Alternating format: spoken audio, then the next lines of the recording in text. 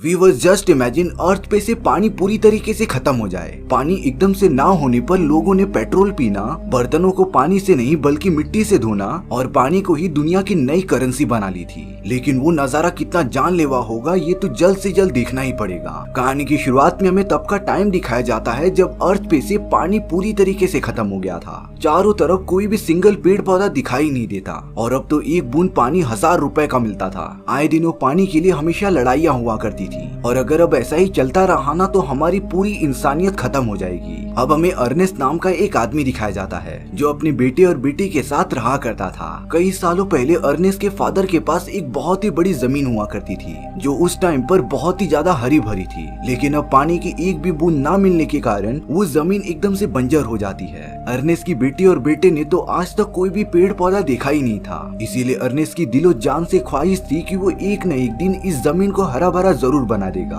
Ernest के पास एक donkey भी होता है जिसकी मदद से वो व्यापारियों को सामान सप्लाई किया करता था। और अब अर्नेस्ट अपने बेटे माइक के साथ उस जगह पर जाता रहता है जहाँ पर गवर्नमेंट की एम्प्लॉइज जमीन में खुदाई करके पानी बाहर निकाल रहे थे। अर्नेस्ट उन एम्प्लॉइज को अलग अलग सामान के बदले उसकी जमीन की सिंचाई के लिए पानी मांग रहा था। लेकिन वो सारे वर्कर साफ साफ अर्नेस्ट को मना कर देते हैं क्योंकि अर्नेस्ट की जमीन की सिंचाई के लिए बहुत ही ज्यादा पानी लगेगा और कोई भी इतना पानी खेत में डालने के लिए वेस्ट नहीं करेगा। इसीलिए अब अर्नेस्ट और माइक को निराश होकर वहाँ से जाना पड़ता है। लेकिन अब रास्ते में अर्नेस्ट के डोंकी का पैर टूट गया था जिससे कि वो अब आगे नहीं चल सकता था। इसीलिए अब मजबूरन अर्नेस्ट को अपने डोंकी को जान से मारना पड़ता है। इसके बाद अर्नेस्ट और माइक अपने घर पर आ गए थे जहाँ पर माइक की बहन जिसका मियाँ था वो बर्तन धो रही थी क्योंकि पानी की एक बूंद तक ना होने के कारण उन्हें बर्तन धोने के लिए मिट्टी का यूज करना पड़ता था। और अब माइक और अर्नेस्ट एकदम से परेशान हो गए थे क्योंकि उन्हें अपना सामान ट्रांसपोर्ट करने के लिए किसी न किसी एनिमल की जरूरत पड़ेगी ही। इसीलिए अब अगले दिन अर्नेस्ट माइक को लेकर एक एग्जीबिशन में आ जाता है जहाँ पर एक रोबोटिक एनिमल की बोली लगने वाली थी। सभी लोग वहाँ पर उसे खरीदने आ गए थे। अर्नेस्ट की ख्वाहिश थी कि वो इस एनिमल को कैसे भी करके खरीद ले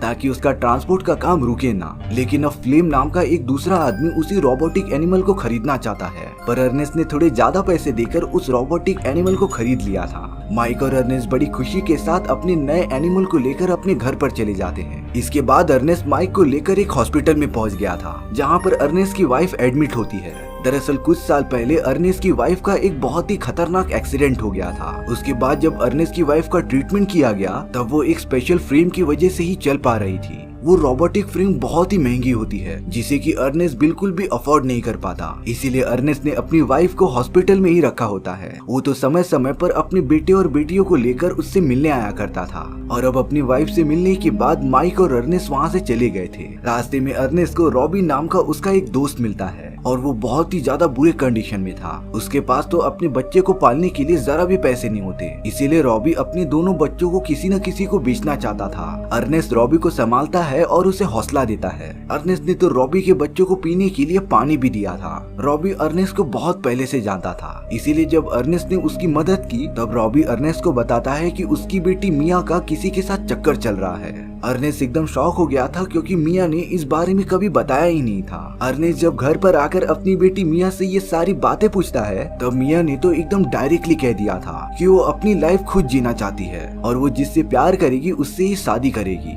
अर्नेस्ट को अपनी बेटी का ये बिहेवियर बहुत ही बेकार लगता है। इसीलिए उसने मिया को एक कमरे में बंद कर दिया था। अब अगले दिन अर्नेस्ट और माइक को ये बात पता चलती है कि उनका रोबोटिक एनिमल किसी ने चुरा लिया है। अर्नेस्ट को सबसे पहला शक फ्लेम पर जाता है क्योंकि वो भी इस रोबोटिक एनिमल को बहुत टाइम से लेने की कोशिश कर रहा था। इसीलिए अब अर्नेस्ट बिना टाइम वेस्ट किए फ्लेम को ढूंढने निकल पड़ता है। लेकिन अब वाटर सप्लाई वाले सारे वर्कर्स आकर अर्नेस्ट को मारने लग जाते हैं। वो तो अर्नेस्ट को उठाकर अपने साथ लेकर चले गए थे। थोड़ी देर बाद जब अर्नेस्ट को होश आता है तब वो सारे वर्कर्स उसे जान से मारने के लिए उसके ऊपर टूट पड़े थे। वो बोल रहे थे कि अर्नेस्ट ने अपने रोबोटिक एनिमल का यूज करके उनके वाटर को चुराया है। लेकिन अब अर्नेस्ट कैसे भी करके उन सभी वर्कर्स से अपनी जान बचाता है। उसने तो एक गन लेकर उन वर्कर्स पर तान दिया था और अब अर्नेस्ट कैसे भी करके उस जगह से भाग जाता है। अर्नेस्ट को इस बात का अंदाजा तो हो गया था कि वो सारी चीजें शायद से फ्लेम नहीं की होगी। उसी ने ही रोबोटिक एनिमल का यूज करके उन वर्कर्स का पानी चुराया होगा। और अब अर्नेस्ट फ्लेम को लगातार ढूंढना स्टार्ट कर देता है। बहुत ज्यादा सर्च करने के बाद उसे आखिरकार फ्लेम मिल ही गया था। इसीलिए अब अर्नेस्ट फ्लेम पर गन तान देता है। अब अर्नेस्ट फ्लेम से अपना रोबोटिक एनिमल लेकर आगे बढ़ना स्टार्ट कर देता है। उसने तो फ्लेम को भी बंदी बना लिया था और अब वो तीनों मिलकर आगे बढ़ना स्टार्ट कर देते हैं। यानी कि फ्लेम ने ही अर्नेस्ट का वो रोबोटिक एनिमल चुराया था और उसी ने ही वर्कर्स का पानी भी लिया होता है। दरअसल फ्लेम इन सभी पानी को बॉर्डर के पार लेकर जाना चाहता था ताकि वो इन्हें बहुत ही महंगे दामों में बेच सके। लेकिन अब अर्नेस्ट अपनी बेगुनाही साबित करने के लिए फ्लेम को वापस उन्हीं वर्कर्स के पास लेकर जाना चाहता था। वो दोनों एकदम कड़ी धूप में आगे बढ़ते ही जाते हैं। अब अर्नेस्ट बहुत ही ज्यादा थक गया था। उसका गला तो पानी के बिना सूखता ही जा रहा था। तभी फ्लेम अर्नेस्ट से कहता है कि वो रोबोटिक एनिमल में रखा हुआ पानी पी सकता है। बहुत ज्यादा सोचने के बाद अर्नेस्ट इस पानी को पीने के लिए रेडी हो गया था। अर्नेस्ट आराम से बैठकर वहाँ पानी पीता रहता है, लेकिन पानी पीने के बाद भी उसकी पूरी बॉडी बहुत ही ज्यादा कमजोर हो गई थी। अर्नेस्ट तो ठीक से खड़ा भी नहीं हो पा रहा था। अब फ्लेम को ये बात पता चल गई थी, इसीलिए अब मौका देखकर फ्लेम ने एक पत्थर की मदद से अर्नेस्ट के सर के ऊपर मार दिया था, जिससे कि अर्नेस्ट वहीं तड़प तड़प कर मर जाता है। फ्लेम पता नहीं क्यों अर्नेस्ट के पास आकर उसके ऊपर पानी डालने लगता है।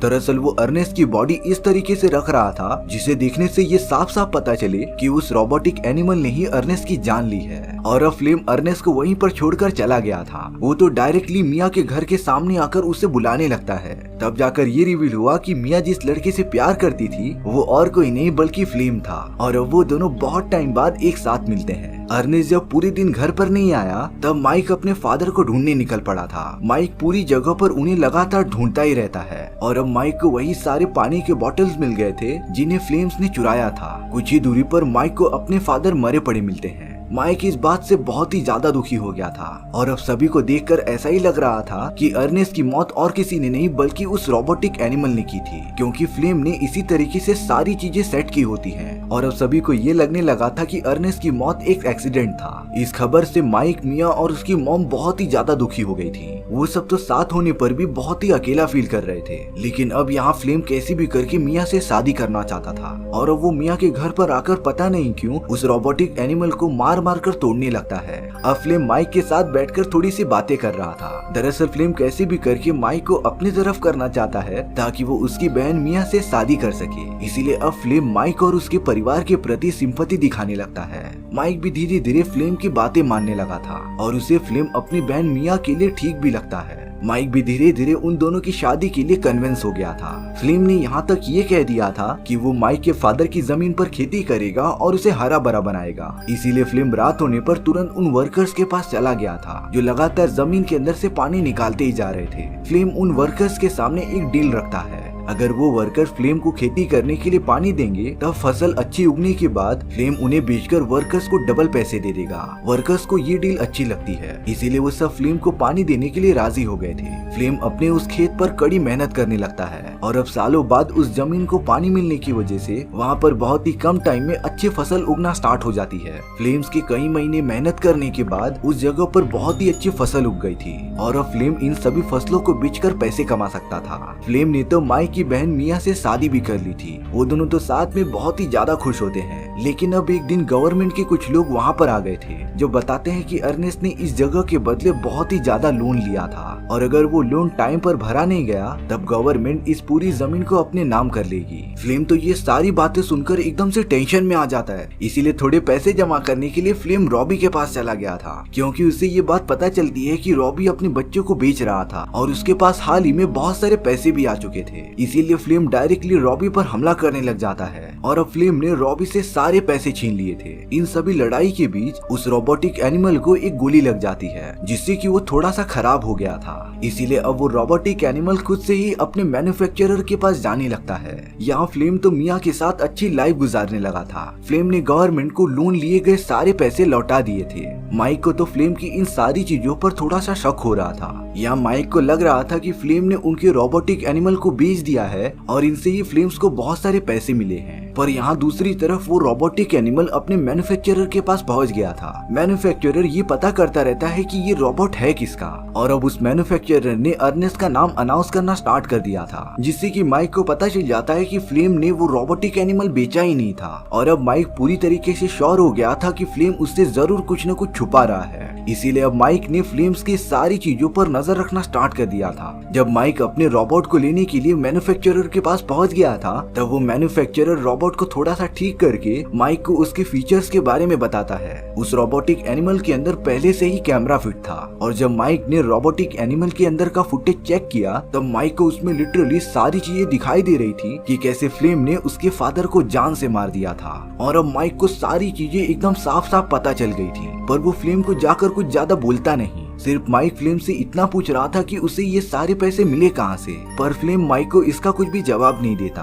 और अब माइक फ्लेम से कह रहा था कि उसे रॉबी याद कर रहा है, लेकिन फ्लेम टोटली रॉबी को इग्नोर कर रहा था। अब अगले दिन फ्लेम को रॉबी का एक लेटर मिलता है जिसके अंदर लिखा था कि वो उसे एक सीक्रेट बात बताना चाहता है, इसीलिए रॉबी फ्लेम को पास ही वाले इलाके में बुला रहा था। अगले दिन फ्लेम बिना किसी को बताए उस इलाके में चला जाता है। थोड़ी देर तक आगे चलने के बाद फ्लेम गलती से एक गड्ढे में गिर गया था और तेजी से गिरने की वजह से फ्लेम्स की दोनों ही पैर टूट जाते हैं। फ्लेम को वहाँ पर बहुत ज्यादा चोट आई थी, पर तभी उस गड्ढे के ऊपर माइक आ जाता है जो फ्लेम को बता रहा था कि उसे सारी बातें पता चल गई हैं कि कैसे फ्लेम ने अर्नेस्ट को बहुत ही बुरी तरीके से मारा और वो तो उसकी बहन मिया को यहाँ से भगाकर लेकर जाना चाहता था। माइक के अंदर तो इन सारी चीजों की वजह से बहुत ही ज्यादा गुस्सा भर गया था, इसीलिए अब वो एक पत्थर फ्लेम के ऊपर मार देता है जिससे कि सर पर चोट लगने की वजह से फ्लेम मर गया था। माइक ने भी फ्लेम को उसी तरीके से मारा जिस तरीके से माइक ने उसके फादर को मारा था और अब माइक का हिसाब पूरा बराबर हो गया था। लेकिन माइक फ्लेम के बारे में अपनी बहन मिया को कुछ भी नहीं बताता। मिया तो कुछ ही महीनों में फ्लेम्स के बच्चे की माँ बनने वाली थी,